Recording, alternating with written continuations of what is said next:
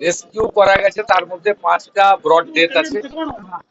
আর আর পুলিশের সঙ্গে কোঅর্ডিনেশন করে আমাদের কাজ হবে।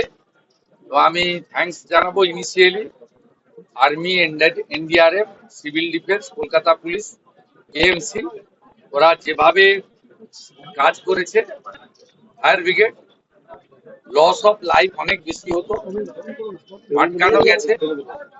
যে মেন লেবার সাপ্লায়ার, নাম আমি বলছি না, ইনভেস্টিগেশনের রিজিনে তাকে লালবাজারকে বলা হয়েছে, এডিসিপি কে বলেছি আমি যে ওকে অলরেডি আনতে, তাহলে অ্যাকচুয়াল সংখ্যাটাও পাওয়া যাবে আর ইনভেস্টিগেশনটাও আগে এগিয়ে নিয়ে যাবে। বাকি যা অ্যাকশন নেওয়ার আগামীকাল আমরা নেব।